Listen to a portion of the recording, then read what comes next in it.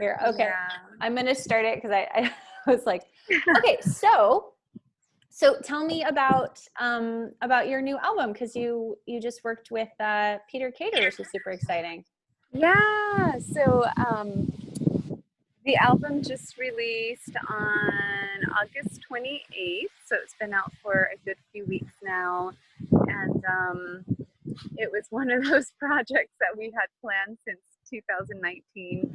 And we, said, okay, so March we're gonna get together, and then we'll meet again in May, right? And then we're gonna do a bunch of concerts in the summertime to promote the album. And so then by March, all that was squashed. Sure. We couldn't do any of that, and so we really had to kind of re-plan and rethink how we're going to make it happen. And basically, we found some of the most amazing musicians who had their own studio set up. So then they were able to record their parts from their own studio.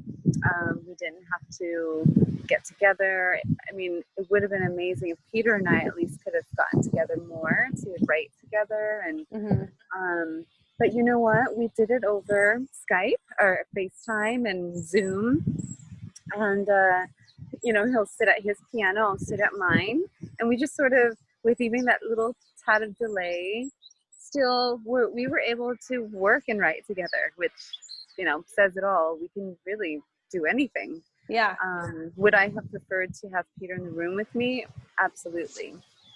But we were able to accomplish that, and the process is really beautiful. We didn't really have a set idea or a theme of the album at all, because even whatever ideas we had, I feel like the whole month of March, when everything just all of a sudden shifted big time, we both I just knew that the whole essence of the album was going to shift.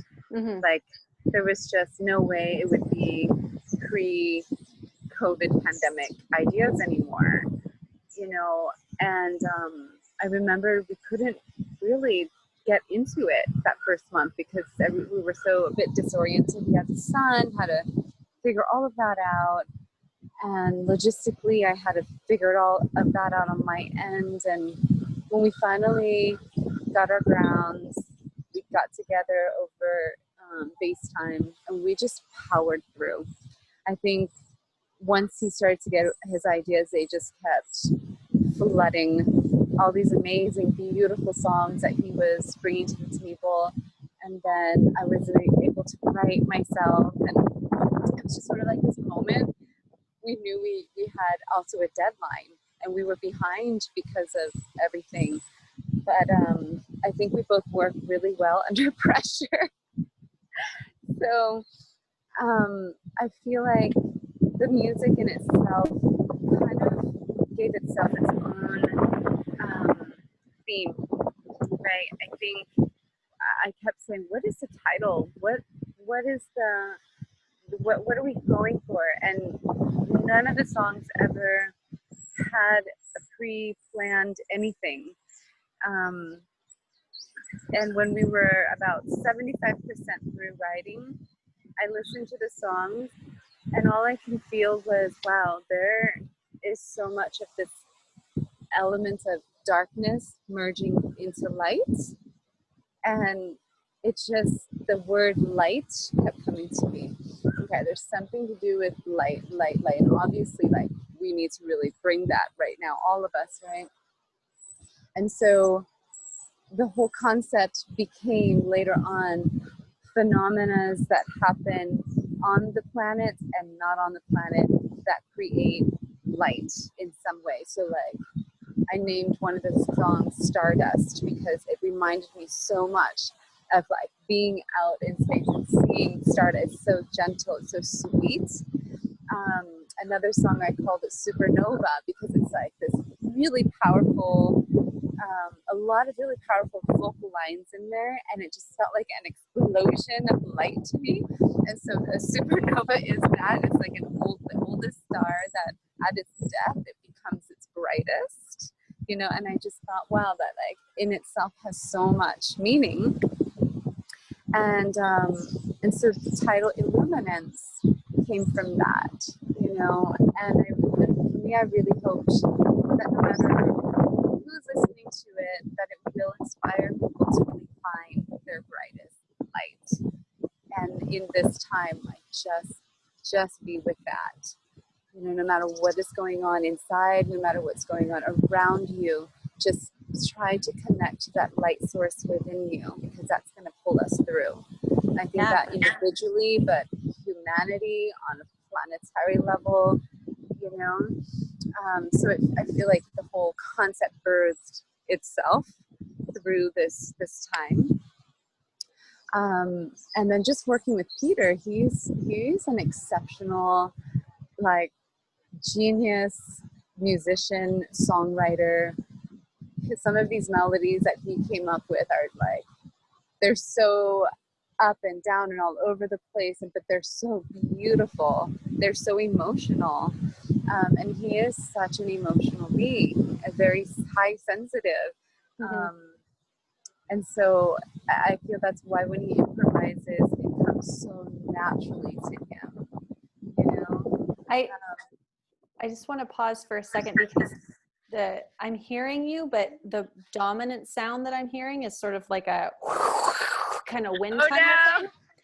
And, really? And it, on the one hand, it's sort of a cool sound effect, but I'm wondering if we could do a little better. Is there any way you could put on headphones, or let me see if or maybe if we did it just as a phone call and the phone were closer to your face, it might not be so bad. You know what? That might be okay. And then let me move inside toward a wall a little bit too, and see if that works. Hold on, gotta get my mask on. The whole get up.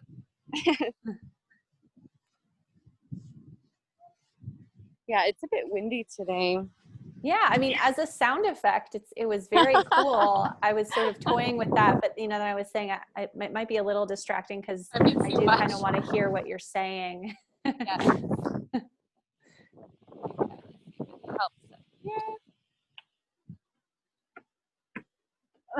You know what? The sound of the wind is like up in the trees. Can you hear it? Less. Okay. Because it's not like right in the microphone. Yeah, I think it was kind of just blowing through your microphone. It's literally like, look. That sounds nice. That sounds more like a background. It was more sort of like a fighting for attention. Okay, awesome. Okay. So anyhow, now that we've handled the wind situation, in general, I just, I feel like I learned so much from every producer that I work with. And Peter was the producer for the album Illuminance. And he's also just really magnificent in the studio. He's super hyper detailed, and I love that. Because sometimes when, like for you too, when you're in there mixing, there's so many elements to listen to. And also you as a vocalist, you're kind of wanting to make sure vocals feel good, feel balanced.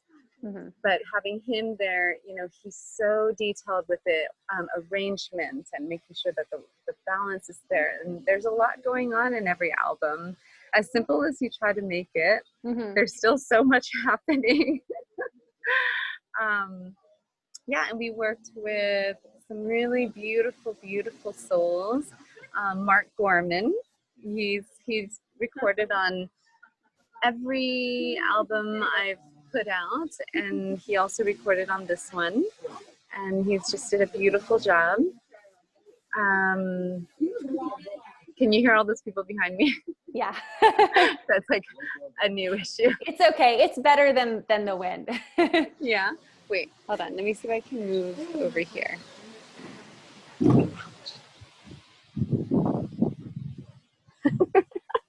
We'll find the right spot. Okay. That might be better. That's good. Yeah. I don't know if you know MB Gordy, the percussionist. He is part of Opium Moon, and I've worked with him many times in the past, and he's just a phenomenal percussionist. Was that the group that won a Grammy? Yeah, that's a group that won a Grammy last 2 years ago. 2 years ago? Yeah, and So he played on this album as well. And then we had the renowned cellist, Tina Guo, who is just so phenomenal and blows me out of the water. You'll have to check her out online, Tina Guo, Guo. She's just a beautiful powerhouse on the cello, and she's worked with Hans Zimmer, and done a lot of film score and tours with him, and cool. She's just exceptional and absolutely gorgeous. So, you know, we had so much fun, even though no one was there with us. But every time we would get a file in the inbox, it felt like Christmas, you know, like. So everybody had their own home studios? Everyone had their own home studio. Yeah, it was just too early, I feel, to get everyone in a studio. Yeah. I wasn't too comfortable, and I didn't think anyone else would be. Yeah. Yeah, it was just too early. This was like back in May. Yeah. So we kept it as social distance recording sessions as possible. Yeah. How do you feel about that? I kind of prefer to be in my home studio, and I feel like other people might feel cozy in theirs. I don't mind that. How do you feel about that? Well, obviously, like during this time, I've never recorded so much at home before. Like I had to do so many scratch vocals. And again, it's usually I'm with my producer and we're maybe working in his studio, you know, but this is the first time I was doing everything in my own. And I do have to say it is very comfortable because you're just with yourself. You can make all the adjustments you need to make it the sound comfortable for you. And so then your performance is better. So even my scratch vocals, I really love them because it's just a totally different environment and a totally different vibe. So there is something to say. And for that, I finally did it and invested in one of my favorite microphones because I figured, I was going to ask this. I want to be able to do this more and to give really high quality recordings if we had to use something from home. Yeah, that's what I did for my album -8. I tried to record some of the vocals in the studio. It was the studio was around the corner, so it was like, but I just didn't like recording in a studio. It's different, right? Yeah. Like it's like the vibe. Even though, you know, I felt really comfortable with the producer. It was a really nice environment. Yeah. I really prefer to be able to just do it when I'm feeling like it, as opposed to like when I scheduled it. But I know you schedule everything. So I have to schedule. I know. As far as like recording, yes, in the studio, we have to schedule everything. It's just that way. And I know what you mean because you schedule it, but maybe that day you're not actually feeling your best. You're not 100%, but because it's scheduled, you just kind of have to go in and like work a little harder to tap in. Yeah. You know? But then for me, I'll just really get inspired by the music, by just all of that. And of course, like studio microphones are so exceptional and like you just enjoy it so much that it doesn't take me too long to get warmed up into it.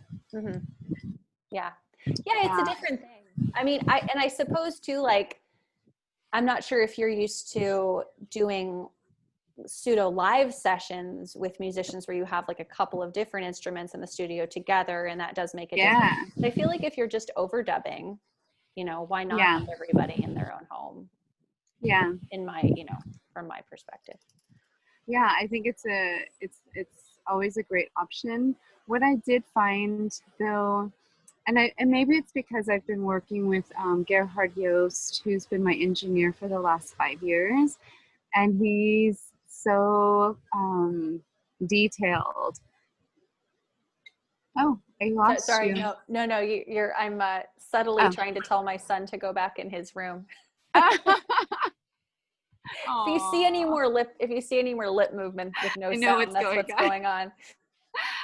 Continue. what we did find though, and it's because Gerhard, I just love this man so much. He's really an exceptional engineer. He's hi babe. Hi. Oh, what a handsome boy. Yeah, you can see. You want to Hi. say hi and then go. Yeah, he has scissors and tape. Wow. What are you making? Trying to make a base for all the ice cream. Oh, okay. Can you go make a base for all the ice cream and close my door, please? Thank you. That is sweetheart. Yeah, we've been making a lot of pretend food out of cardboard, which is just so it's actually really fun. Oh man. Because Yes, we can't go outside here. Is the air so bad? Yeah, the air's really bad here. Yeah, but it was where you are too. It's cleared up. Yes. Yeah. It's clearing up. Definitely on the mainland, all of the coast over there, it was really bad.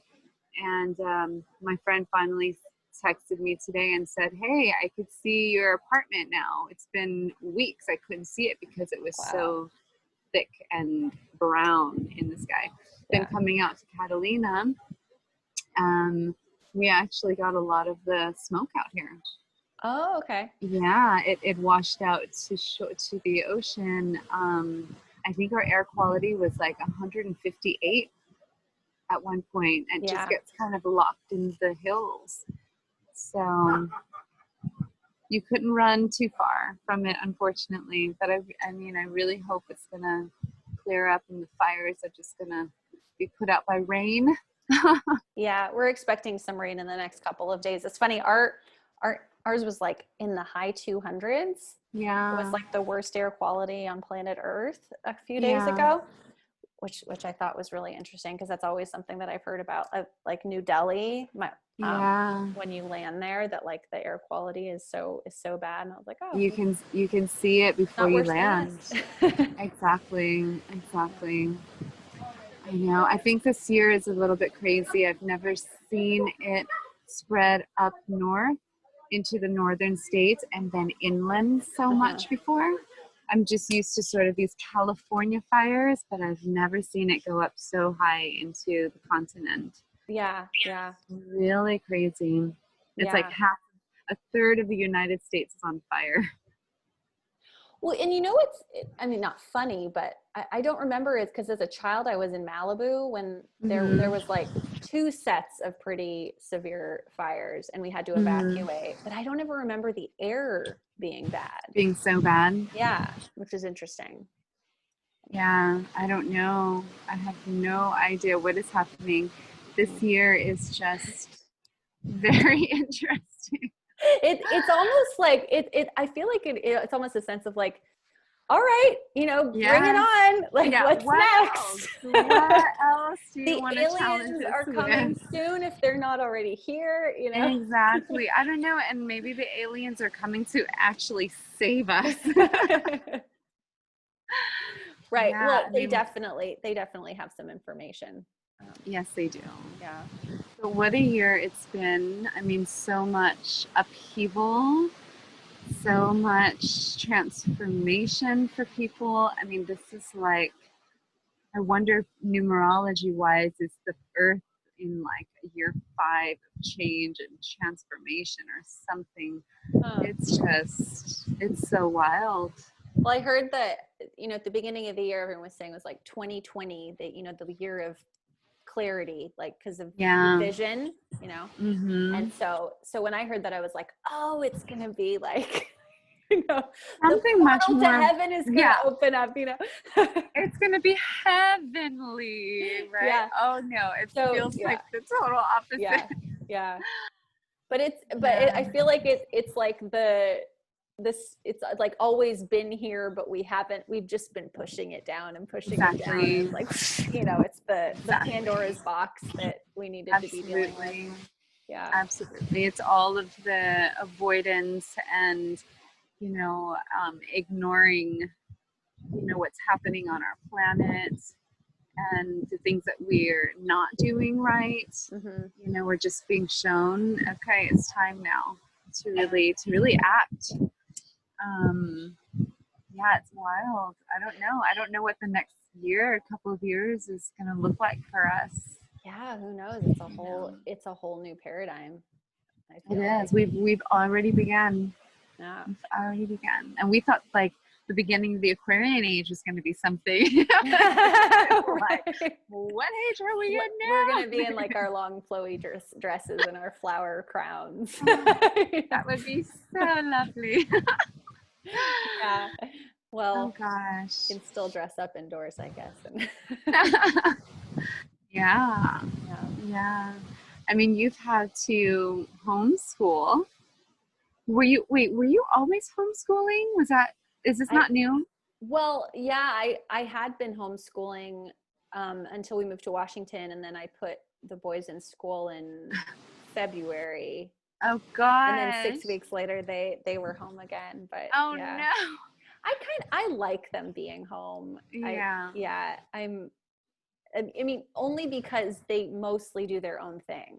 Like if I had to like coordinate activities for them all day, I would, that would not be something that I would want to do. But because they are so used to being home, they like do their own thing a lot of the time.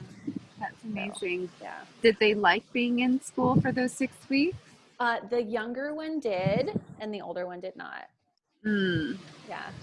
It was overwhelming, probably.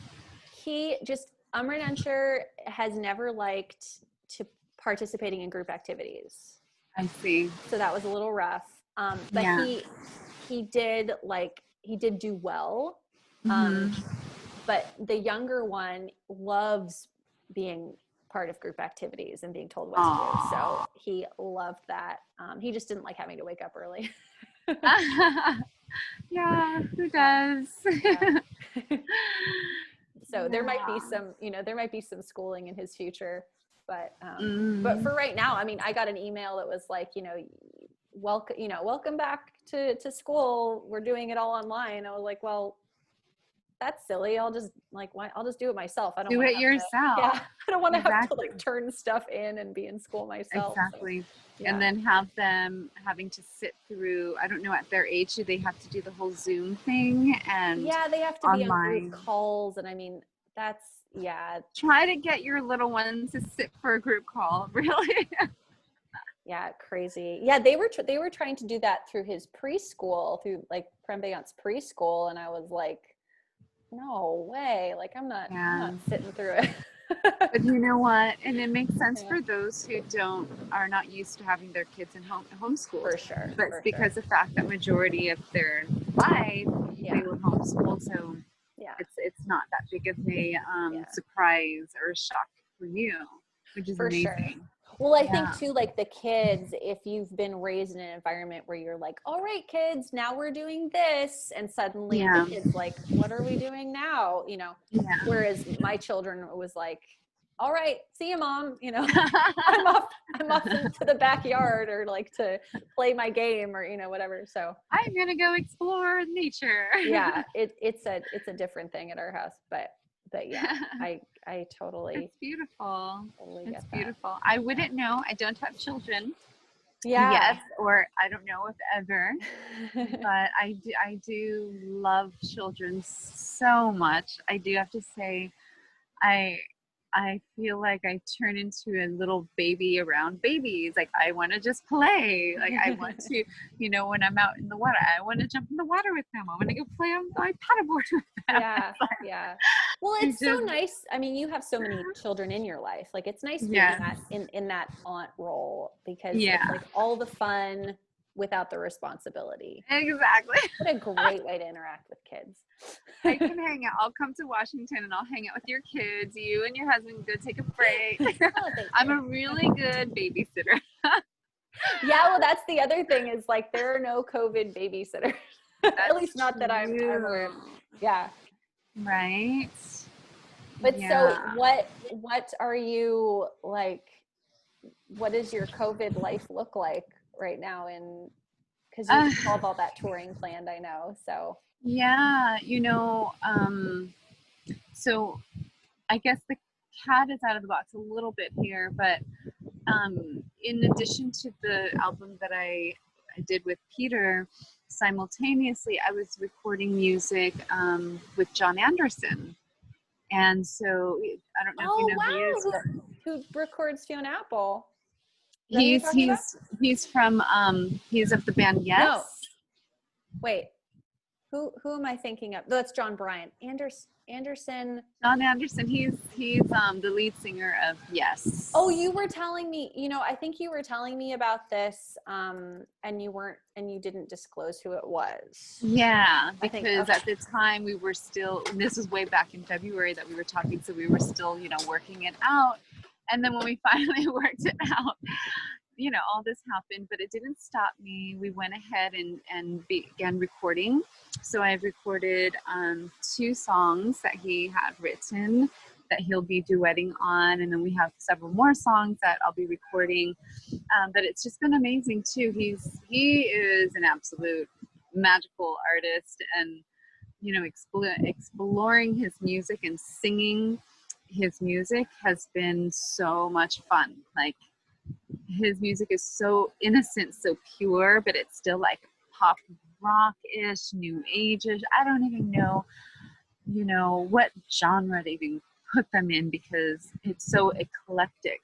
Cool. And so, in July, I was recording music for John, and the plan before the lockdown was that we were going to do a 40-city tour starting October, and that would have gone all through 2021. So I was supposed to be really busy next month, but then obviously it's not happening. But we wanted to get the music going, because this would have been songs that would have segued my set into his, that we would perform together. I would do a few of the songs that he wrote for me, and then he would do his set, and it would have been just so much fun. That's so cool, though. What a cool collaboration. Yeah. So was that going to be like music. An album that he was going to put out with you as a featured artist, or an album that you were going to put out with him as a featured artist? Originally we thought to just kind of record music together, or he would write songs for me, and then I would release them as singles starting in 2021 or end of 2020. And I never really thought about doing an album, or like a full album. You just, I don't know, but now that we seem to have so much more time, there's a possibility I'll be doing more songs than it may just be an album. It would, I don't know what it would look like. I think it would be a Sangeeta album, produced, written by John Anderson, something like that, and also featuring John Anderson. I don't know, because it's his music, or maybe it's like Sangeeta, something in honor of John Anderson. I don't know. Yeah. He's just an incredible artist, and his voice, like, if you haven't heard much of his music, his voice is very unique. Well, I was just looking it up on Spotify, so I've obviously heard a lot of his music. Yeah. But yeah, wasn't the name didn't strike yeah me at first. yeah But yes, absolutely, I've definitely heard that. It's just really Iconic. I mean, his voice is very much iconic, and it's like, we call it, like an alto voice, or even some people say soprano voice, but it's not quite that range, but it's a brighter male voice. And his range, I mean, he's like way up there, way down here, easy.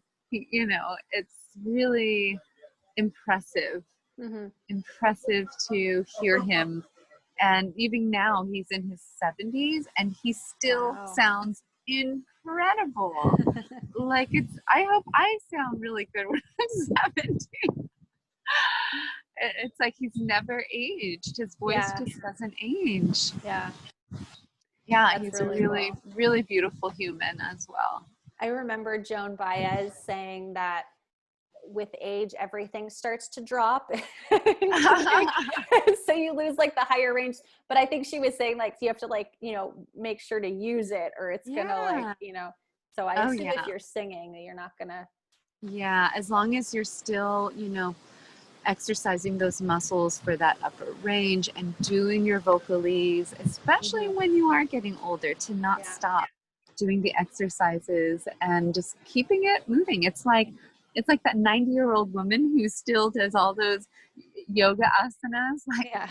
It's just right. For sure. It's the same. Singing is it's like yoga. It's acrobats. 1 second.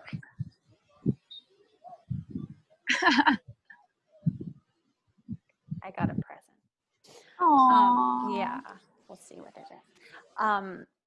I'm curious because you contacted me right after the I don't know, the whole explosion, waterfall of Kundalini yoga. Sort of happening. I wonder how. I just like to check in with people who are kind of part of that community to kind of see how they're processing, everything. I know. You know, there's some things that were so, I feel with synchronicity in a way that I didn't realize until after the fact and all, but I was kind of in denial at first when I started first to hear little things, and I said, oh gosh, okay, I don't know. There's always so many crazy people who've always been trying to, I guess if you want to just say it, destroy the practice and destroy the lineage and Yogi Bhajan. And, I didn't start practicing Kundalini Yoga until 2009. And so I've never I did, I think. Really? Or around when I did. Yeah. Okay. Yeah. So then, we both never personally met Yogi Bhajan. But I'm like you, I think we both really felt the power in the practice, the transformation. I know how much it shifted my life and everything. But also coming from the Tibetan Buddhist background, I've always been taught and told it's always about the teachings and not the teacher. And even the living teachers will say that to you because they know that they're also here still working out karma, right? And so, even the Dalai Lama would say, whatever I'm telling you, don't just go and believe it. Figure it out, do your research, study, practice it, do it, and see if you experience it. And if you feel what I feel, then go with it. But don't just listen to something and believe it right away without actually doing the exploration. And so that's always been a really strong foundation for me. So no matter what I practiced, I always had that ingrained in my mind. And of course, through the years, it makes, with that in your mind, you also see and feel that in your life, in everything. In Kundalini Yoga, we always say qualify everything, qualify your thoughts, qualify what you're about to say before you're going to say it, things like that. So I felt like for me, I always tried really hard to qualify everything. And when I do practice Kundalini Yoga, and when I'm teaching Kundalini Yoga, I always remember I'm teaching something that is ancient.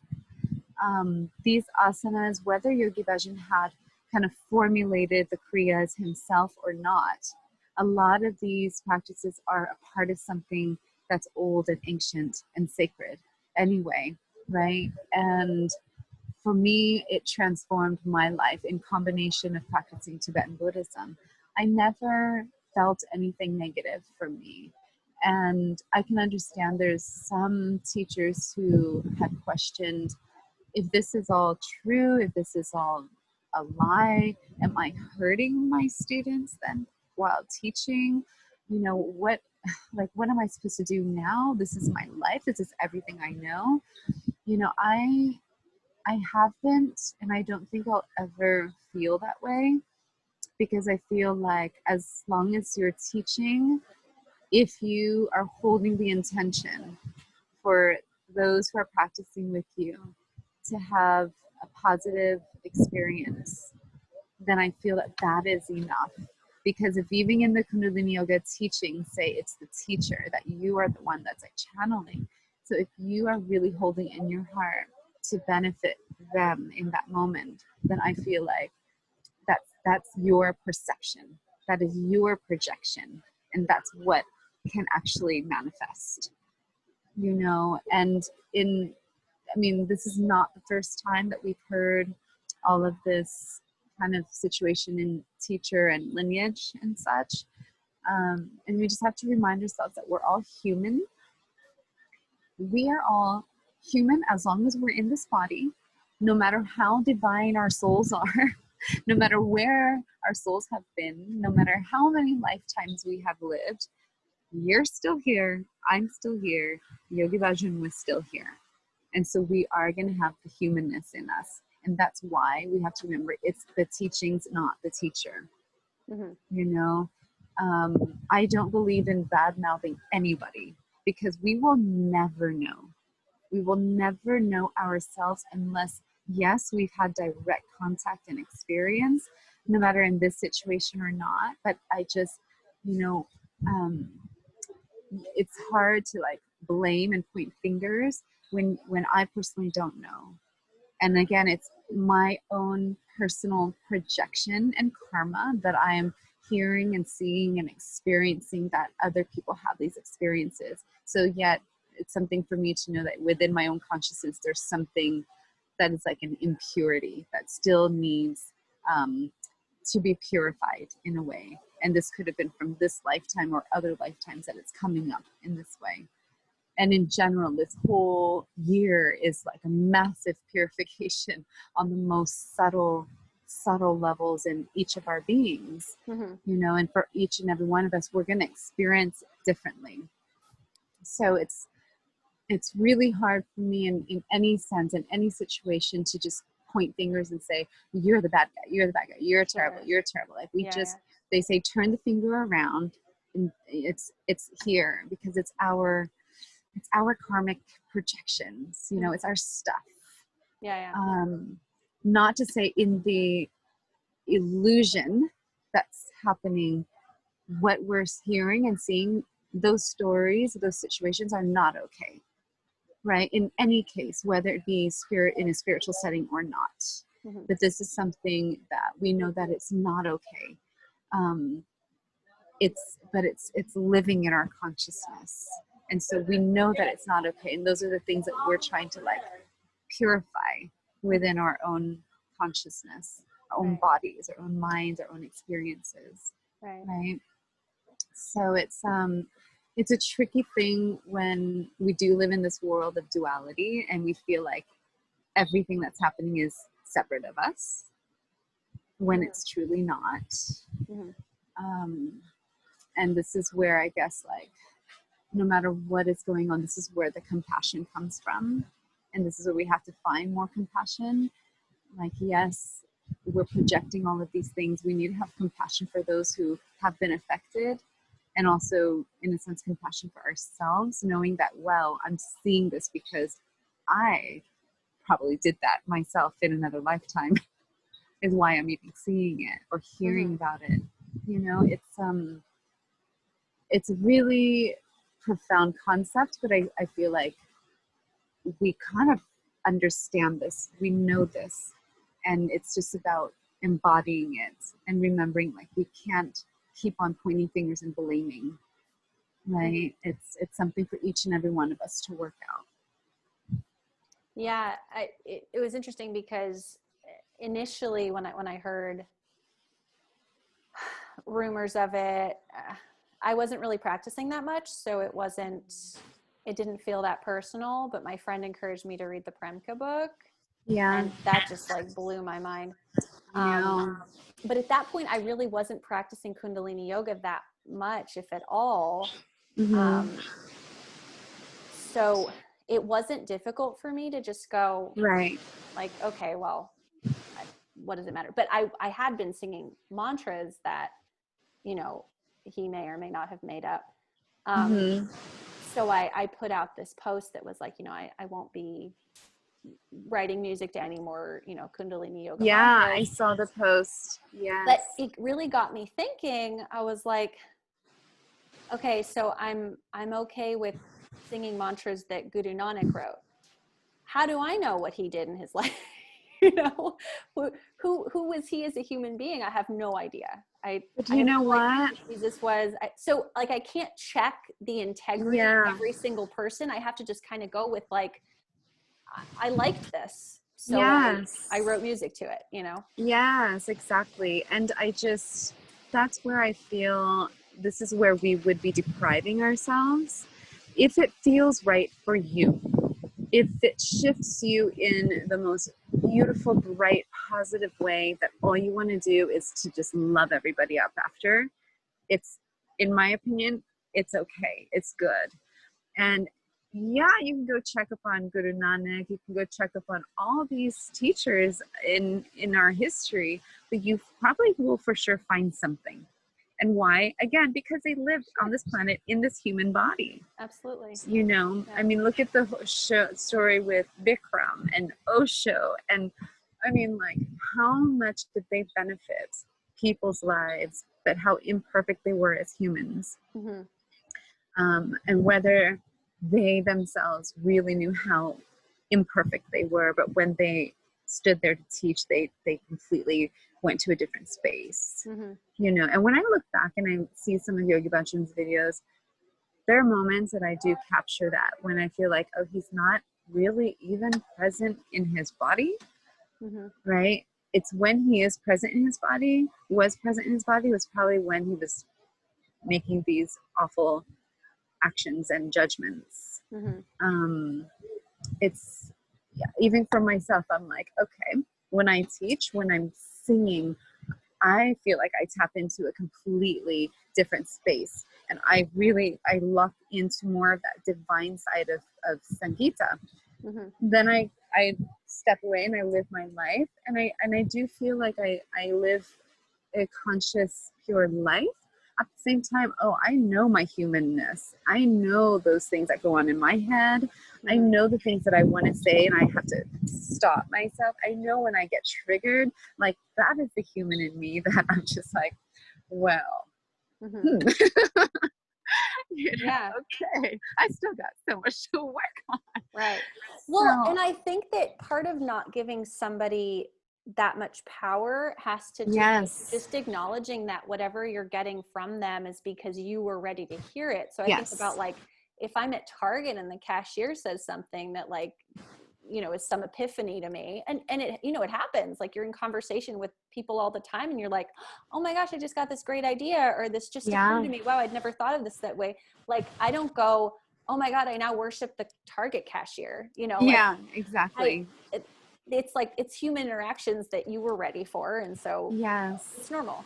Like, yeah, because I don't see myself as the perfect teacher, you know, at all. And so I know to be so careful of how I say things and sometimes not to say too much, you know, and just be present and be open. And I don't know, sometimes at some point the humanness in some teachers like Yogi Bhajan, they may just get too personal, say too much, and then it's not that total divine space anymore, you know. But we have to be so aware.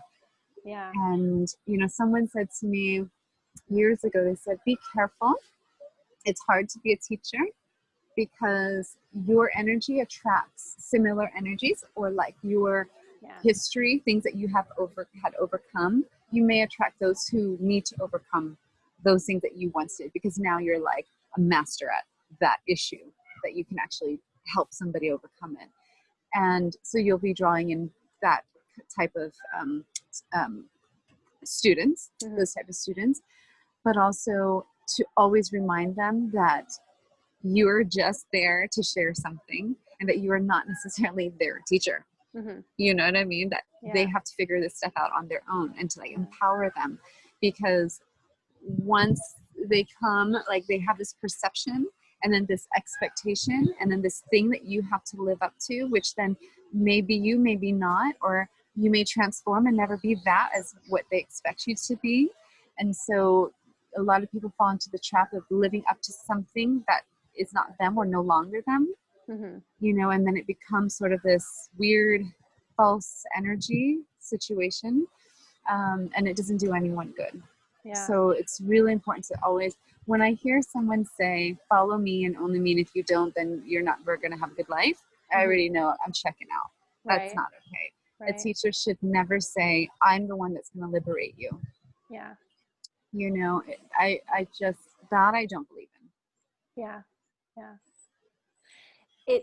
I feel like that was not ever said, but given the instructions that he gave to people, I feel like that was kind of the undercurrent. I think so.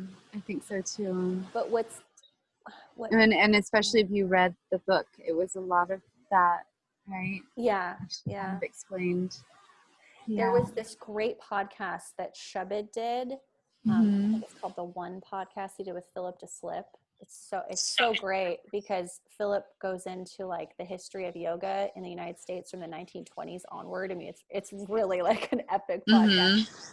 But one of the things that I thought was so brilliant about it is he brought up this concept that like Yogi Bhajan actually had this symbiotic relationship with his students where they were expecting him to teach certain things, and so he lived up to that, and then it sort of just like there you go. You know? There you go. Exactly. Yeah. And it's just, it becomes a trap for everybody. Yeah. Yeah. Which you could see in his relationship to his students later on. It was almost like, my God, I've given them so many, you have to do this. I know. Now I have to frickin' live up to it, and I hate my life, you know? Yeah. But I saw that in this documentary. I think it was called The Source Family. It was about a cult that was actually, he was a student of Yogi Bhajan and was like, I'm going to make my own cult. But that actually happened to him, and you could see it in the documentary. He was just like, listen, I don't want to live this anymore. Yeah, exactly. I changed my mind. Yeah, and when my friend had made that point, I thought, oh my gosh, yes. So I was always very, very careful to remind students, look, we're here together. You and I are totally equal. You're going to teach me today as much as I'll teach you. Right. So there's no teacher but each other. That's it. You know, we're equal on that level. Yeah, it's and if you think about in our history, the teachers that did run into that problem, they got big. They were all very big, very famous, had their own thing, and they just, in a way, I feel like lost themselves in that empire. Yeah. And then it became about material wealth and all that, and like once that happens, you already know there's something wrong. Yeah. When one gets so powerful and they enjoy too much the material world, you know, it's already something impure. There's also this sort of artificial certainty, I think, that, you know, if like somebody is just certain about everything, that used to make me feel really at ease because I was like, oh my gosh, finally tell me. Yeah. But now I'm like, no, that's you've like stopped learning. That's, you know. Yeah. You never stop learning, right? Yeah. No matter how great, grand, powerful the teacher you are, again, it goes back to that. We're still human, and we're not going to stop learning until the day we die or leave this body. And I think even Yogi Bhajan had his moment. I can only imagine. You know, he probably felt, he said so himself in, I think it was a documentary that Hari Jivan had put together that was pretty controversial in itself. But it was, you know, he did say that I have given you everything, and this is how you treat me. You know, it's like in his mind, yeah, he probably did give everybody everything he got and more. But it didn't always come from a pure source, possibly, Yeah. and Gosh, and reasoning. Yeah, who knows? I mean, it's hard for me to sort of like crawl into the mind of. Yeah, I'm a Scorpio moon, so like, yeah, for me, I'm like, I need to go in there. Yeah, so you kind of feel like you get, I mean, because The psyche behind it all, but then it makes me, at least, like I said, I cannot reprimand somebody or like point fingers at them, because you see the sadness and the brittle and the humanness, the lost being inside of all of that.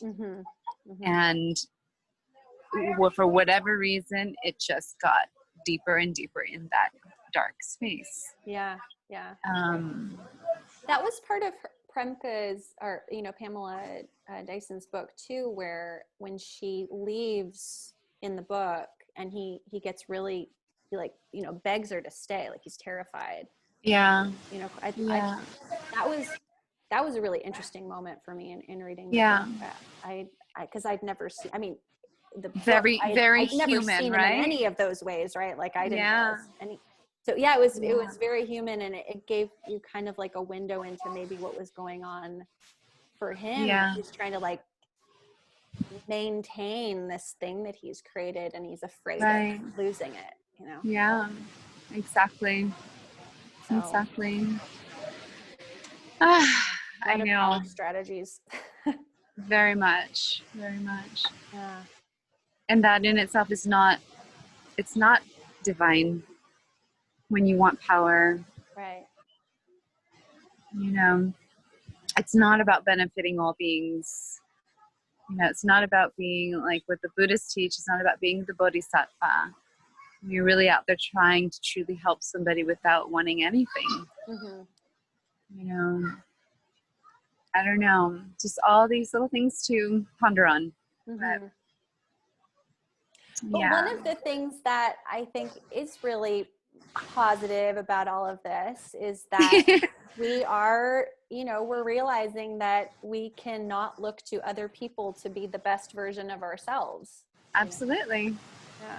I so agree. And didn't you feel this kind of happening even several years back? Like, I don't know, it was like really a big blow for me when all of the golden bridges started to close down. Like, oh yeah, because that's where I started. That's where I started. Yeah. That's where a lot of us started. And so the LA one closed down, and then the New York one closes down, and a part of me just was like, oh wow, this is depressing, this is crazy, this is where it started for me in this practice. But it was the up part of it, I realized, was, oh my God, but we all needed to break free of something that was very comfortable. And teachers are the Aquarian teachers who were like really fiery and like kind of tell you what's right, what's good, what's not, sort of personalities. And it was just time to, hold on. It was time that we all needed to free ourselves and become what they've always taught, your own teacher. And empower yourself, and to take away the training wheels and go out and teach what you've learned, and go out and be the individual. And I saw that when that was happening, because what did happen was a lot of people left and they created their own thing. A lot of people left, didn't have that home anymore. They had to recreate something for themselves, which then empowered them. Yeah. So it was already sort of happening. I didn't expect this, but yeah. It was, it was interesting. It was I think it was around that same time where I started to practice less, and a lot of the people around me were being a lot more lenient with their head coverings, and to you know, practice other things. And Yes. yeah. I remember going to, because so same thing after they closed down, I stopped going so much to classes. I was going to Rama because it's so close by. Mhm. I was going to Rama here and there. And then I just started to go to studios less and less, practicing on my own more and more. But it just, when I finally came back one day, like months later, it felt like a completely different thing. I didn't recognize anyone anymore. I didn't recognize anyone anymore. You know, the head covering thing was very free. Clothing was very like colorful and lots of back to like black. And it was just like, and then I realized, wow, all right, this is like a modern day Kundalini yogi. Yeah. and so it is, right? But I just stopped going to studios more and more because it just felt right. It wasn't even necessarily a choice. It just kind of started happening that way. Yeah. You know? Smooth transition. Yeah. Anyhow, I think it all in all, it's potential for all of us. Whoops, did I lose you? Sorry. Oh yeah, I lost your video, but you're good. It's potential for all of us to grow and to shape into something bigger, brighter, more empowered, more clear, making our own choices, our own decisions, you know, being all that we were really taught to be. And maybe this is an illusion, a delusion, an unfortunate perception that is meant to be there to shift us to where we are now and where we're going. You know. Well, I really like that as a final thought. Thank you. Thanks for doing this again. Yeah, thank you so much. Some time out of your day in Catalina. Yeah. My aunt just arrived. Oh, hi. Perfect timing. Yeah, perfect timing. All right. Well, I'll let you go. Tell everyone how they can find out more about you and your new album, and I'll include that in the podcast description. Yes. So you can find Illuminance anywhere streamable. So Tidal, Spotify, Amazon, iTunes, Apple Music, and my website, sangeetakarmusic.com. My YouTube channel at Sangeeta Kar Music. If you want to follow me on Instagram, also at Sangeeta Kar Music. Cool. All right. Well, have fun with your family. Thank you. I'll talk to you soon. So good to speak with you. Bye. Take care. Bye.